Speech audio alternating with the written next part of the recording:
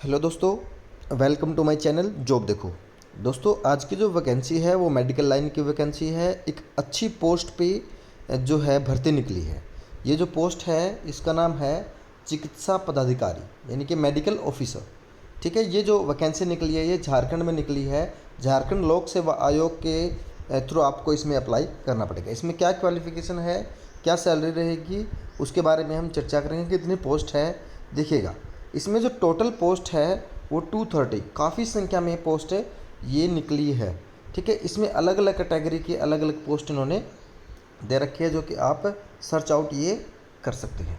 इसके बाद में अगर मैं बात करूँ वेतन की, तो वेतनमान जो आपका बी ग्रेड का होता है यानी कि सेकंड क्लास पोस्ट का जो होता है उस हिसाब से इसमें वेतन मिलता है कुछ टाइम बाद। यानी कि इसमें ना 2 साल का प्रोबेशन पीरियड है, 2 साल के बाद में ये पोस्ट फर्स्ट क्लास पोस्ट बन जाती है। तो अगर मैं बात करूँ वेतन की तो 5400 का ग्रेड पे रहेगा। यानी कि आपकी स्टार्टिंग की जो सैलरी रहेगी वो लगभग 70,000 से भी प्लस इसमें रहने वाली है। अगर मैं बात करूँ इसमें क्वालिफ़िकेशन की तो आपको पता ही है। तो मेडिकल ऑफिसर के लिए मेडिकल ऑफिसर ये इंग्लिश में इन्होंने दे रखा है पूरा का पूरा, ये हिंदी में दे रखा है। तो इसके लिए आपको क्या होना चाहिए, MBBS होना चाहिए और 1 साल का आपका इंटर्नशिप ये होना चाहिए।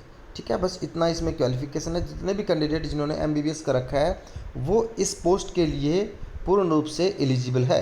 अगर मैं बात करूँ उम्र की यानी कि आयु सीमा की हम बात करें, एज रिलैक्सेशन की हम बात करें, तो मिनिमम एज यहाँ पर 23 होनी चाहिए और मैक्सिमम एज यहाँ पर 35 होनी चाहिए।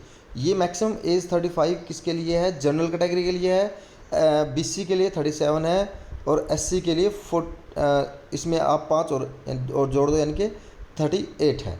दिव्यांगजनों के लिए अलग से इन्होंने आरक्षण इसमें आयु में छूट यानी कि दे रखा है। ठीक है, उम्र आपको पता है कि आपकी उम्र 1/8/2023 के अनुसार चुनी जाएगी। नियुक्ति में चयन प्रक्रिया के लिए आपको क्या करना पड़ेगा, ऑनलाइन अप्लाई करके, और लिखित परीक्षा जो है आपकी होने वाली है। लिखित परीक्षा 2 चरणों में होने वाली है। ठीक है, प्रथम चरण और द्वितीय चरण। ठीक है, प्रथम चरण में भी 100 अंक होंगे, द्वितीय चरण में भी आपके 100 अंक होंगे यानी कि 100 यानी कि 200 मार्क्स का आपका एग्जाम रहने वाला है। उसके बाद में आपका इंटरव्यू होने वाला है। इंटरव्यू के बाद ही आप इसमें एलिजिबल माने जाओगे। आपको मिनिमम मार्क्स भी इसमें लेने हैं। जो जनरल कैटेगरी है उसको 40% लेने हैं, पिछड़ा वर्ग को 36.5 लेने हैं और जो अनुसूचित जाति के लोग हैं उनको 32% इसमें लेने हैं। अदरवाइज़ आप इसके लिए डिस्क्वालीफाई माने जाओगे। ठीक है, तो और इसमें जो मुख्य मुख्य बातें हैं मैंने लगभग आपको बता दी है।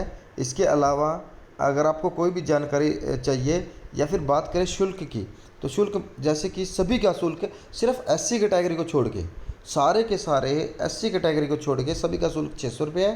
अदरवाइज़ SC कैटेगरी का शुल्क क्या रहेगा, इसमें 150 रहेगा और ये रिफंडेबल नहीं है। एक बार आपने फॉर्म भर दिया और आपने एग्ज़ाम नहीं दिया तो आपको ये वापस नहीं मिलने वाला है।